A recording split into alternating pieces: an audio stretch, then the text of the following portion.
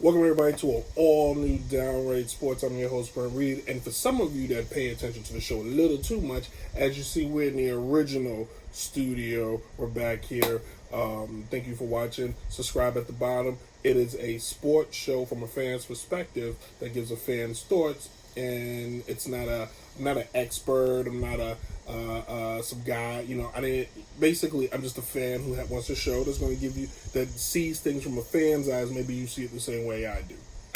And in any case, today's show is going to be a little somber. If you notice, I don't even have any music playing in the background because today's show, we're bringing down the tone and we're going to have more of a conversation that I've never had or I rarely stay away from.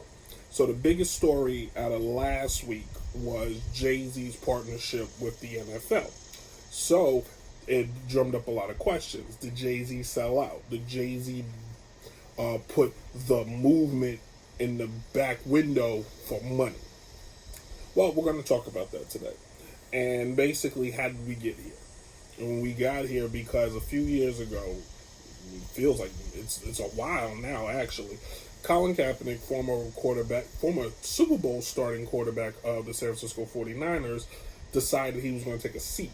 And he was taking a seat during a preseason game, mind you, for social injustice because young black kids were being shot down in the street by police officers or just random citizens without any penalty or any repercussions. It was basically okay to mow down young black kids. Cap took a seat, everybody lost their mind because he took a seat during the national anthem. So people who chose not to listen, which will be the common theme of today's show, said that Colin did not like the troops. I don't know how the hell you went from point A to point B, but whatever.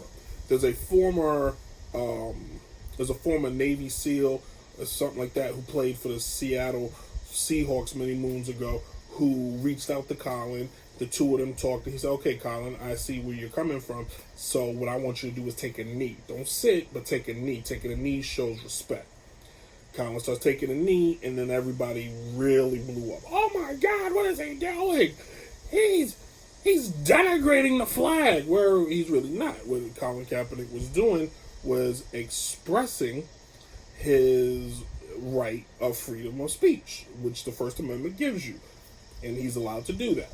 So many of you like to quote amendments. So many of you love to quote the Second Amendment. You know there's one that comes before that, and that's freedom of speech. With that being said, Colin uses freedom of speech, and ultimately when the season was over for him, his contract was also over, the 49ers chose not to sign him. So did every other NFL team, which now it appears, it looks like he's being blackballed. I don't think it appears, he is pretty much being blackballed.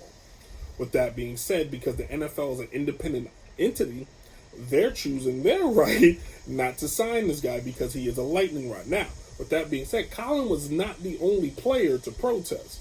You got Brent Reid, you got Malcolm Jenkins, and numerous other players who chose to protest.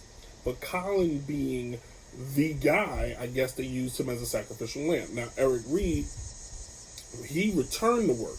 The Carolina Panthers signed him and gave him a job, and he is now playing with Carolina, which he has for the last 2 years now. And Brent Reid has been very vocal. He has not stepped back from their feelings and their thoughts. And Colin Kaepernick has not had a job anywhere. Now, rumors have said he's turned down opportunities because the money wasn't right and stuff, which I think is a narrative that they're playing to make him look like a money grubber. But maybe there is some truth to that. We don't know.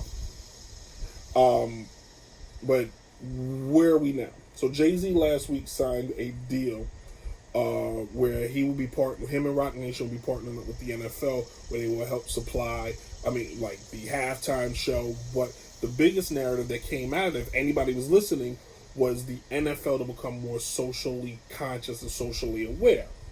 Everybody decided they wanted to now cancel and blackball Jay-Z because Jay-Z said the kneeling is now over. If Colin Kaepernick's kneeing led to this deal, then half of his job has been completed, if you think about it.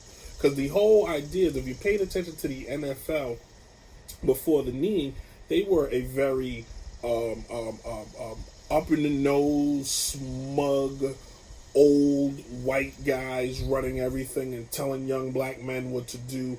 And nobody, there was no guys used to celebrate. They took celebrations away. Guys used to want to express how they felt. They took all that away. Now, if you look at the NFL since post Kaepernick, guys are allowed to wear cleats that they want. There's like special cleat day. Guys are now allowed to celebrate. I know kids are still getting shot, but the NFL can't fix that. And I think a lot of people need to get that and understand the NFL is not killing people, not with guns, wink, wink. But and the NFL is not going to organize pet rallies and parades. It's not their job, which we'll touch on in the next segment, whose job it actually is. Because coming in this next segment, we're going to talk about who's right and who's right. Because nobody seems to be listening to anyone, so there's nobody wrong, actually. Hey, Downright Sports. All right, so last segment, we basically touched on how did we get here. Now we need to talk about who's right and who's right. All right, if you look at it, Colin Kaepernick did exactly what anybody in his position should do. Let's draw awareness to situations that are bad for people. Anybody. If white people were being being mistreated in the wrong way, then I think it's fair if Tom Brady or Aaron Rodgers or somebody decided they wanted to take a stand for them. I completely agree with that. If you look at the LGBT community, a lot of gay athletes, they come out, they take a stand, they raise their opinion. Anytime there's a misjustice, they take a stand.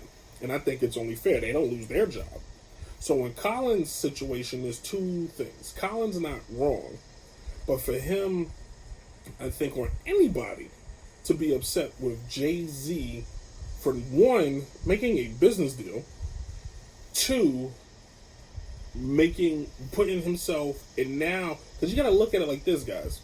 The NFL didn't make a business deal with Oprah. They didn't make a business deal with, some another black person who, was well off. They made a business deal with a guy who represents your culture. This is what you've been asking for, people. You've been asking for somebody to be now at the foot of the table that speaks for you. Now the ball's in. Now what you got to do is you got to hold Jay-Z's feet to the fire and see if he actually is going to make change. Me personally, I don't think he will. I think this is a pure, straight money grab, and Beyonce will do every Super Bowl between now and Super Bowl 97. But if you look where the conversations are, there is no conversation. It's just people talking at each other, and nobody's doing this, and another person's doing that. And that's where we're at. So the NFL never listened to Colin. Colin never listened to anybody else. And all these protesters have listened to no one. Police officers have listened to no one. But now we have a person in the room that we can make. If we hold him accountable, now he'll have to hold them accountable. You get what I'm saying? And if people with power have never made compromises and decisions, we never will be here. Martin Luther King made compromises and decisions with presidents and other leaders to get from point A to point B. You know what I mean? You gotta to move a rock. Sometimes you need a little help, and unfortunately, we don't control anything. So we have to find a way to get into that boardroom to make it work. Now, rumors is coming out that Jay-Z is looking to maybe own a franchise. If he does become a owner of a team, now we've seen him own a team before, but did he own the team? You know what I'm saying? So that's where it comes down to. That's where now I'm gonna give you guys the other side of the coin. If you're paying attention to Jay-Z's career, the guy is a former drug dealer. He has told the world he has sold drugs. He sold drugs to his own community.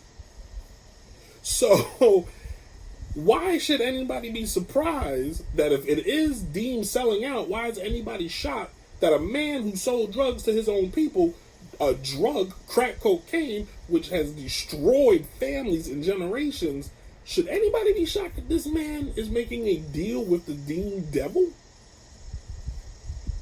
I'm not, for one. Because at the end of the day, the only thing that people realize and speak to is money. Now, I dare any of you that are watching this, if the NFL called you tomorrow and said, hey, we're going to partner up and I want you and I'm going to pay you money that changes your life, I dare you to tell them no, because you ain't hired Colin. I can see you easily go deuces and see you, Colin. How many coworkers have you worked with that have spoken up about stuff at work that is wrong, and you turned your head and let them get fired? So calm down before you start throwing stones and canceling everybody, which is a stupid phrase altogether. But what needs to happen right now to make this successful, to make this work, is that, like I said, Jay-Z now has to, fans of Jay-Z's and fans of the NFL now have to make sure that this does change everything. This does start having more PSA ads that are socially aware, that the NFL is more socially aware for the people who supply their workforce. 80% or 75% of the NFL's workforce are young black men. The same young black men that could be getting gunned down, but because they can run really fast, they get an opportunity at a better life. So it's up to these guys to now have the dialogue, somebody to listen, somebody to give feedback, somebody to put into action. That's the key word, is action. Who's going to put the action forth to make this all work? Because at the end of the day, that's what it takes. You can talk all you want, but it's who puts that action. Who's willing. There's a difference in want and will. And the person that's willing to do it will make the change. That's what I think. And that's my 2 cents. Now, with that being said, the NFL came to me tomorrow and said, hey, we want you to start doing shows.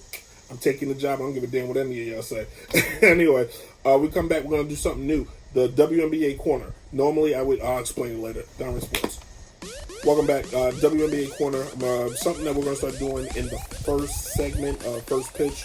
Today wasn't a first pitch because really there were no stories out there, and I wanted 2 segments to focus on this topic.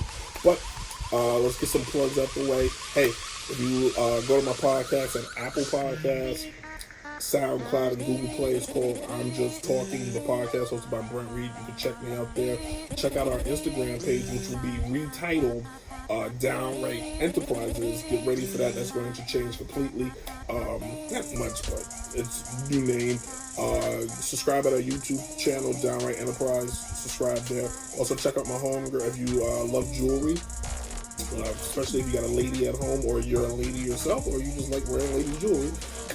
Go to Compton. Damn it, I had it right here. Sorry. Compton Creations. It's handcrafted jewelry created by my girl Teacup. Looks really good. Doesn't look cheap, and it's American made for all of you American flag toting fellows out there. Alright, so the WNBA Corner, every show now I'm going to touch on the WNBA while the season's going on and give them more of a spotlight. Last week I did a show that the WNBA needs change. I'm going to be the guy that's going to start putting some change in effect. So I'm be the one that's going to be the WNBA flag toter until they get canceled or they move on. In any case, the season is revving up.